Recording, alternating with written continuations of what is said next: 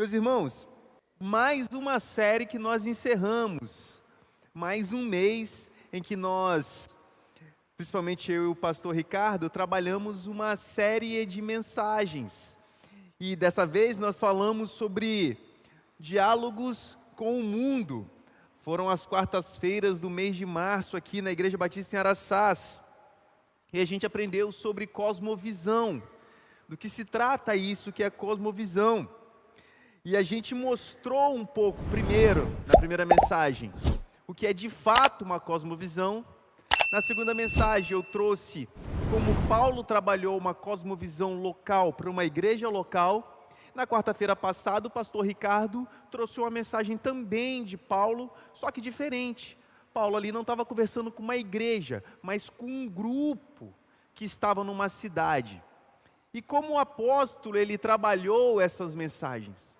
Como o apóstolo Paulo ele trabalhou com uma igreja específica, quando ele falou dos jogos istmicos, que a gente conversou a respeito dos jogos, e também como ele trabalhou um povo, conhecendo a cultura local, para apresentar Jesus Cristo pela primeira vez.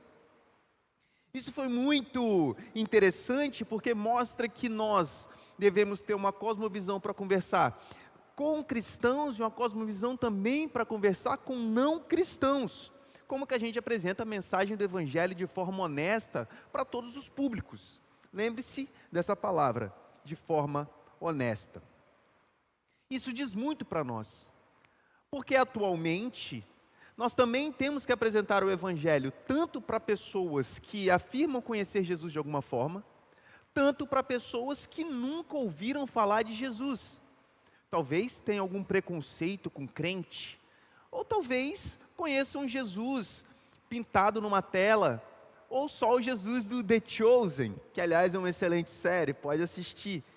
Mas a gente precisa apresentar Jesus para todo esse grupo. E o cristianismo que moldou o Ocidente, hoje talvez nem pode ser chamado tão bem de cristianismo assim, porque é a própria cosmovisão que nós temos falado a respeito do cristianismo, isso acabou mudando, isso acabou sendo alterado.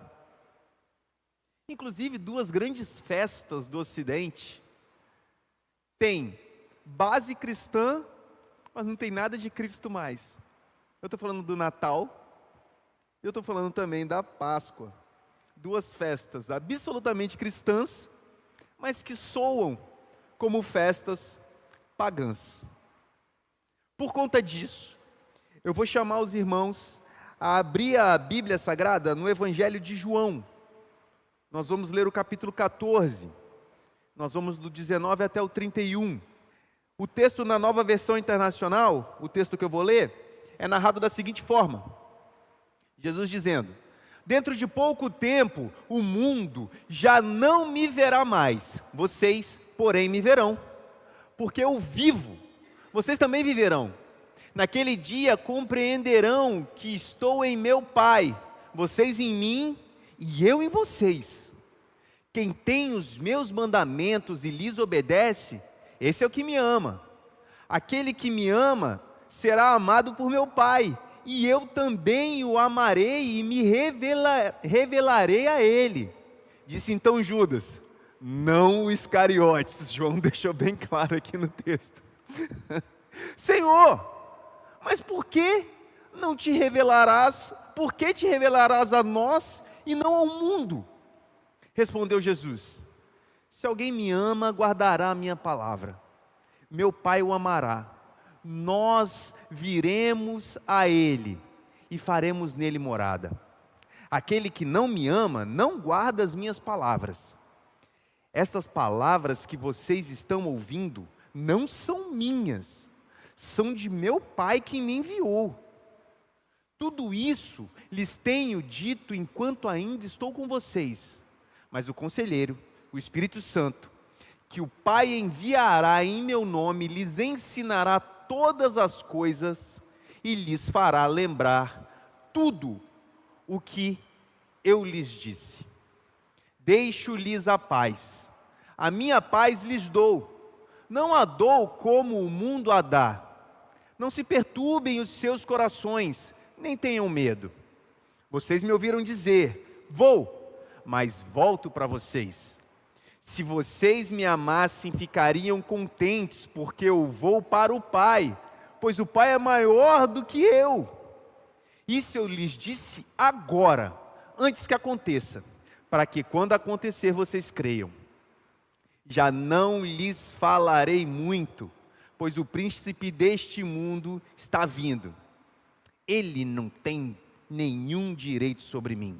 Todavia, para que o mundo saiba que eu amo o Pai e que faço o que meu Pai me ordena, levantem-se. Vamos daqui.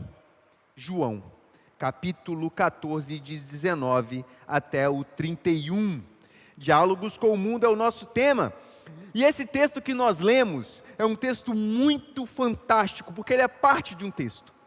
É um processo de comunicação e de fatos que acontecem muito antes. No capítulo 13, por exemplo, houve aquela cerimônia do lava-pés. E Pedro, se vai lavar meu pé, me lava inteiro.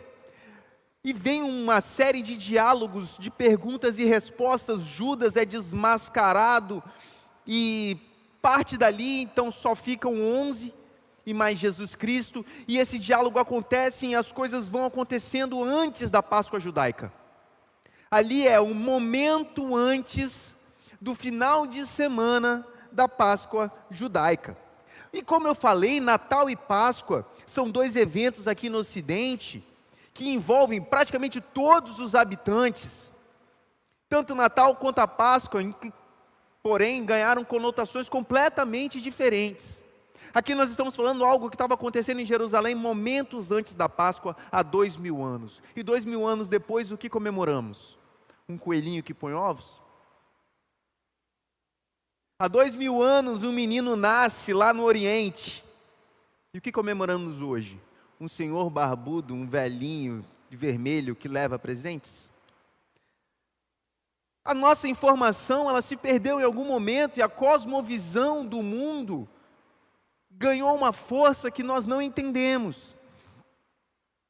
Conotações muito distantes do real significado. Perdeu-se o sentido.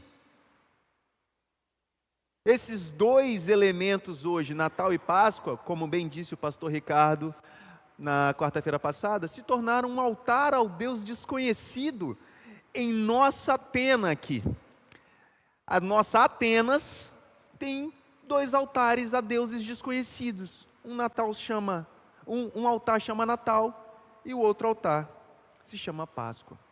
Um fala do nascimento do Deus eterno entre nós, o outro fala da morte desse Deus que é eterno e morre. Uma informação potente dessa. O eterno Deus expirando, perdeu-se.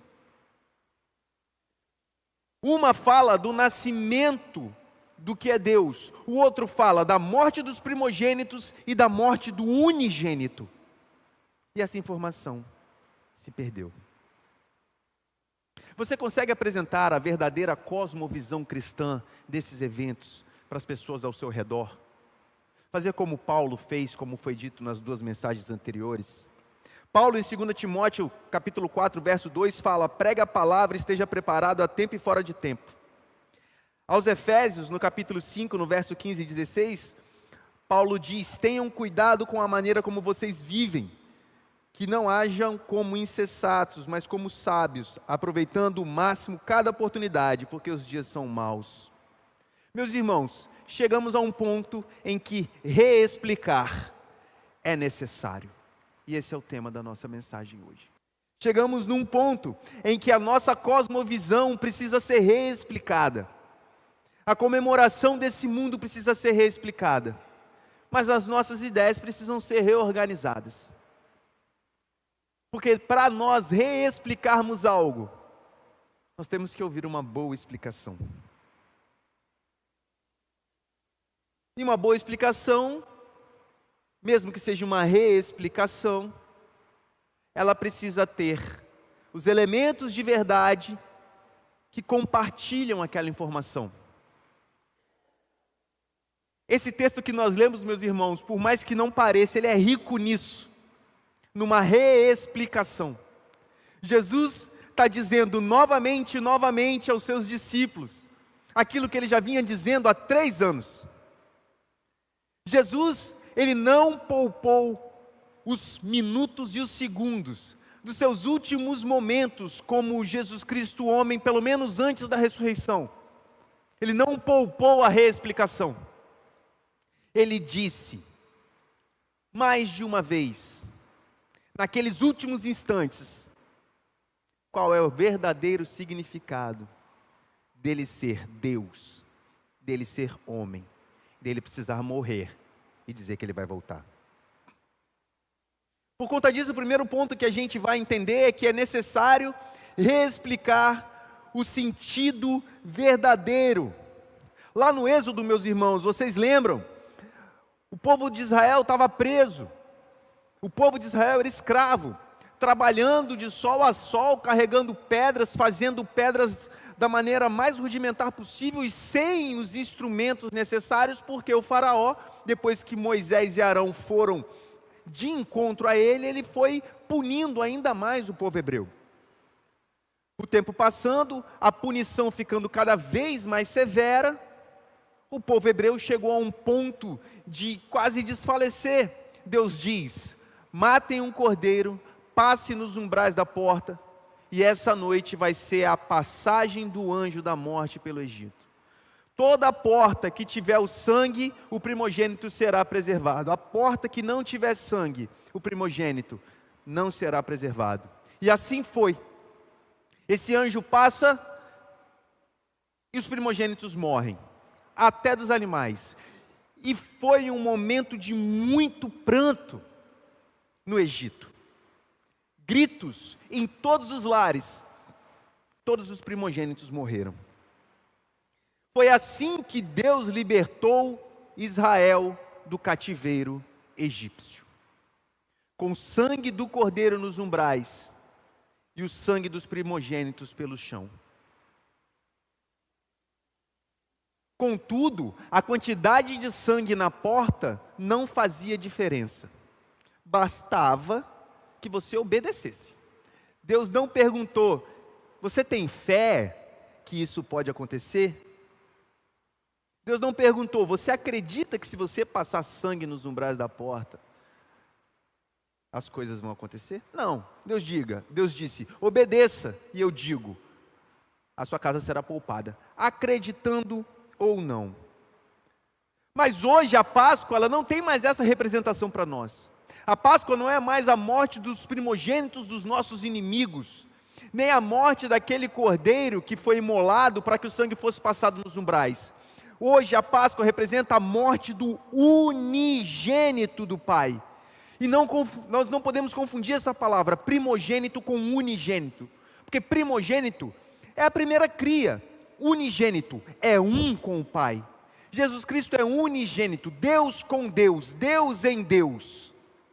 E a morte do unigênito não nos dá mais uma libertação de um cativeiro pessoal, mas de um cativeiro espiritual. A morte do unigênito nos traz libertação da escravidão, do pecado em que vivíamos. Hoje a Páscoa ela não representa mais a passagem do anjo da morte, mas representa a morte que nos traz vida, o unigênito por todos. E quem é nós? Quem é todos? Quem é a nossa salvação? Quem é todos? Jesus deixa isso bem claro no verso 21. Todo aquele que obedece o meu mandamento. Agora não é mais passar o sangue na porta, crendo ou não. Não é só mais uma questão de obediência pública. É uma questão de devoção pública. Porque quem obedece os mandamentos de Cristo é um cristão. Quem segue as leis judaicas era um judeu, um hebreu. Hoje, o cristão não é mais quem obedece para cumprir certas determinações e legislações. O cristão hoje, salvo, remido por esse sangue, é aquele que tem prazer em servir a Deus, mesmo que ninguém esteja vendo. Ao contrário de passar um sangue no umbral para que todos vejam. É preciso explicar o verdadeiro sentido dessa Páscoa maravilhosa. Mas também é necessário reexplicar sobre o verdadeiro seguidor. Porque a verdadeira Páscoa, assim como falou Judas sem ser o traidor, precisa ser revelada ao mundo. E Judas falou: peraí, Jesus, o Judas legal, peraí, Jesus, ao invés de morrer, revele-se ao mundo e pronto. E Jesus precisou reexplicar: não, Judas, não.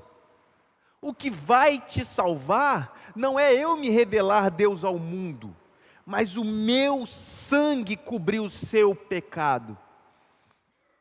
Porque se eu me revelar simplesmente Deus, você continua um pecador miserável, com um pecado tão terrível que é impossível de ser pago. Mas se eu cumprir o que foi estabelecido pelo meu Pai, Judas, o seu pecado será perdoado de uma vez por todas. Não é simplesmente dizer Jesus Cristo existiu, mas é dizer com a boca: Jesus Cristo é o Senhor, e crer no coração, como Paulo fala aos Romanos. É entender que esse sangue te cobriu de tal forma que os seus pecados foram perdoados. Mas também é um anúncio que leva pessoas que estão cativas até esse conjunto de libertos aqui aos pés da cruz. O verdadeiro sentido da Páscoa é que Deus amará o pecador que se arrepende de seus pecados e se prostra aos pés de Jesus. Todos os arrependidos têm espaço aos pés de Jesus.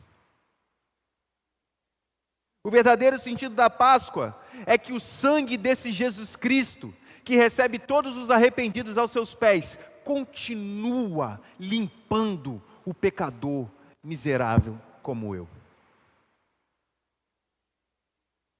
E esse sangue tão precioso não é um sangue que simplesmente mancha ou borra, porque é um sangue que limpa e traz paz. Jesus, ele disse: eu te dou a minha paz, mas não te dou a paz como o mundo dá. Porque essa paz é uma paz que excede todo e qualquer entendimento. Vejam, meus irmãos, Jesus estava conversando com 11 pessoas que iriam passar o resto de suas vidas sofrendo.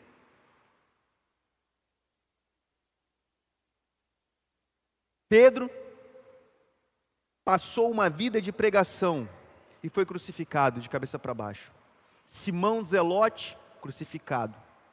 André, crucificado em X. Mateus foi escalpelado, sua pele foi arrancada e foi passado na espada. Tiago morreu logo no início. Tomé foi para a Índia e foi varado por uma lança. Cada apóstolo morreu uma morte dolorosa. João sofreu mais, porque João presenciou tudo e morreu velho. Que tipo de paz é essa que Deus nos promete? É uma paz que excede todo e qualquer entendimento. Aquela paz que Paulo fala: eu estou indo, mas a coroa da justiça está sendo entregue a mim, porque eu combati o bom combate, encerrei a carreira e guardei a fé. Bendito seja o nosso Deus, que nos dá essa paz em momentos de tribulação, momentos de dificuldade. Deus não nos disse que não teríamos problemas. Deus disse que passaríamos pelos problemas em paz.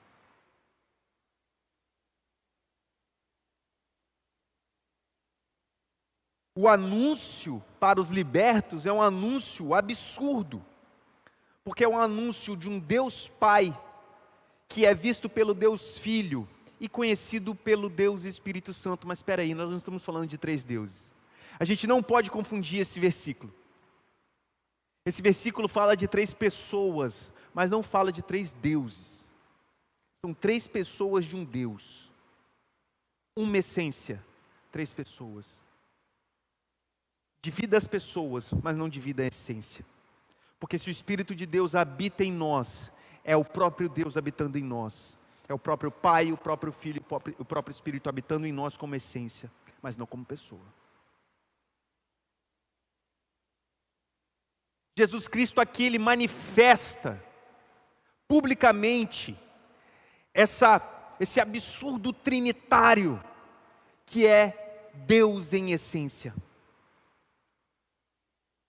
Aquele que vai aos pés da cruz, aquele que é lavado pelo sangue de Jesus, aquele que comemora a Páscoa da libertação, da morte do unigênito, recebe também a salvação desse Deus poderoso.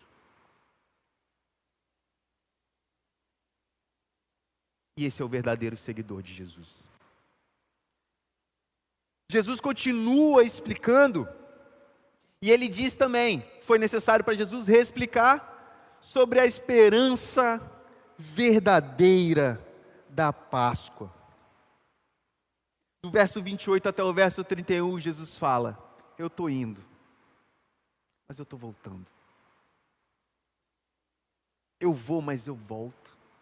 Imagine, meus irmãos, agora, tente se colocar em uma sala menor um pouco do que essa, com pouca luz, depois de fazer uma refeição com a pessoa mais admirável que você conheceu na sua vida.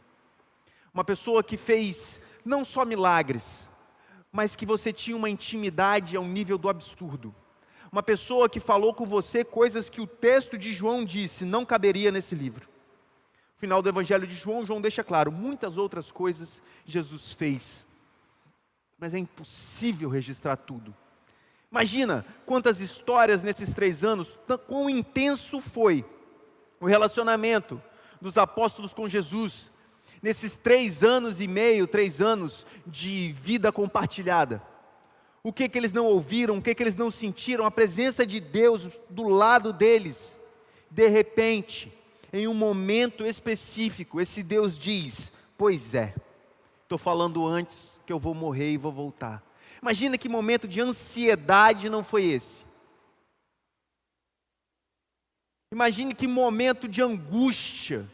Imagina o aperto no peito, a dificuldade de respirar, os corações a 1000 por hora. E o seu mestre dizendo que vai morrer.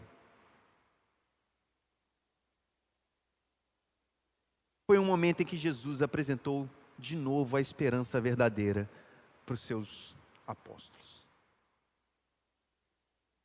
É a mesma esperança que nós temos ainda hoje. Porque nós acreditamos ainda numa loucura da volta de Jesus. Nós não podemos mais viver com a cosmovisão de que isso não vai acontecer. Nós temos que olhar para o céu e procurar os sinais. Olhar para o céu e saber: e aí, Jesus? É hoje? Ah, mas tem coisa para se cumprir na Bíblia. Tudo bem. A gente não pode perder essa esperança. E essa esperança tem que nos gerar uma boa ansiedade. A ansiedade de ver o céu abrindo e o nosso Senhor descendo em grande glória para nos buscar. Nós não podemos perder isso, porque a Páscoa aponta para isso. O Natal aponta para o nascimento de Jesus. A Páscoa aponta para a segunda vinda do nosso Senhor. Jesus vindo em grande glória, os mortos ressuscitando e a gente acompanhando esse momento absurdo onde Deus opera o seu maior milagre, que é a transformação dessa natureza de pecado numa natureza incorruptível.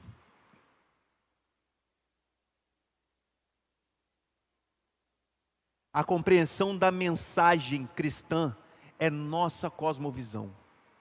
Nós precisamos apresentá-la da forma correta.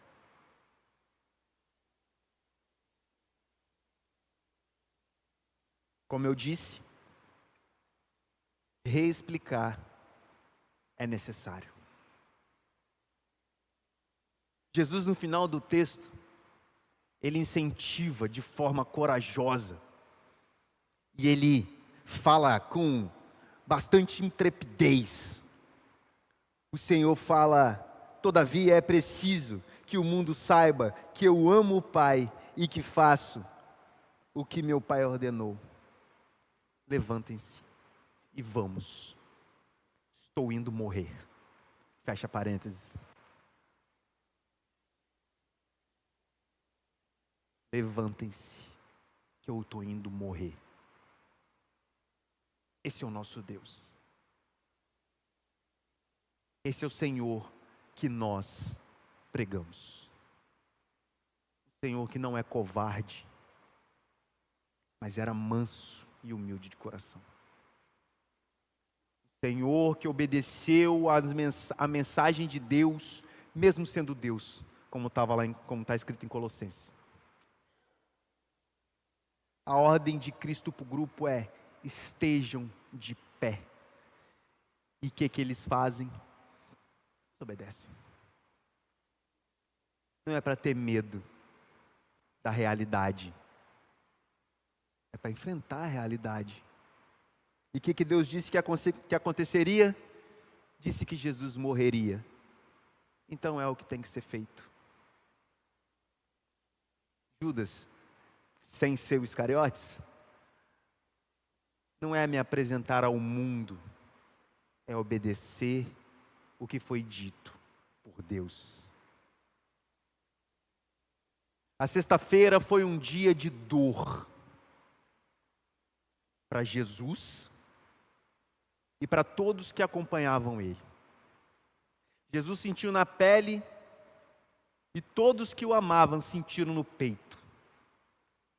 O sábado foi um dia de luto, de pranto. Um dia onde Deus morreu.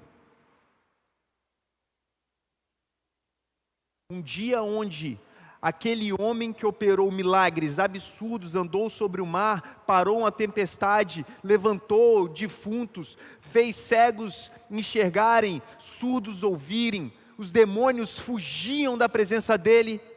Esse homem está morto. Mas o domingo, ele prova que é Deus. Ninguém diz: Jesus, saia. Ninguém fala: eu ordeno Jesus, saia. Ninguém disse. Jesus, sendo Deus, ressuscita-se. O Espírito de Deus ressuscita Deus, porque Deus não depende de ninguém para ter glória, Ele depende só dEle, e bendito seja Deus Todo-Poderoso por isso. Domingo é um dia de glória, porque nesse domingo de Páscoa, que é logo ali, a gente vai comemorar esse Deus que ressuscita a si mesmo, sem que ninguém ordene, porque ninguém ordena Deus a fazer nada. A verdadeira mensagem da Páscoa não é o doce, mas a doce salvação que ela nos proporcionou. Essa doce presença do Espírito de Deus que a gente tem o prazer de ter.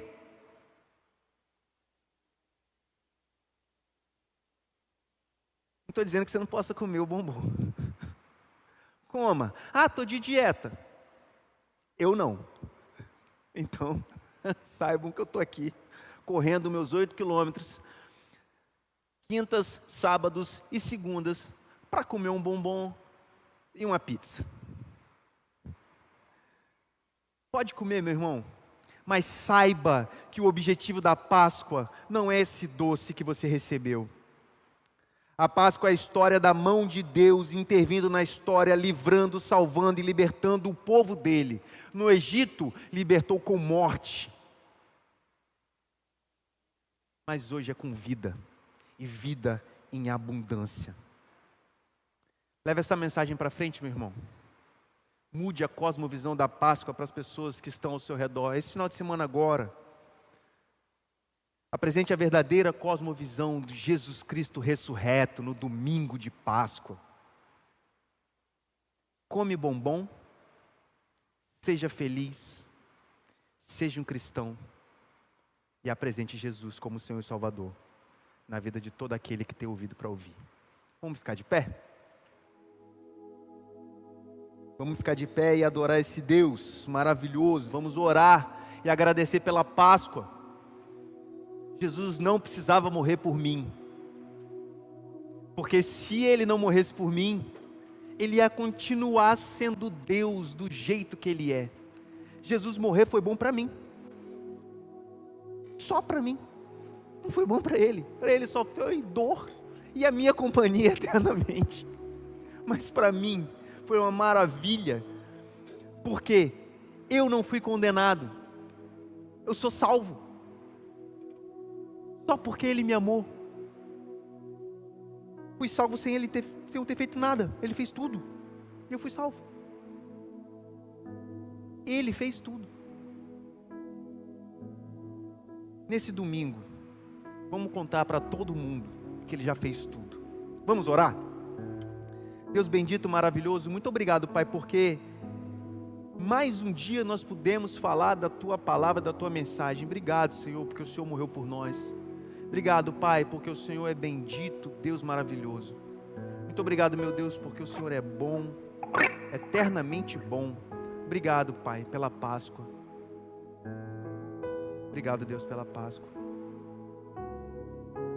Obrigado pelo Teu sangue, Jesus.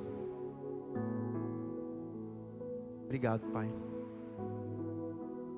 Não merecia. Muito obrigado. Para a glória do Teu nome. Amém.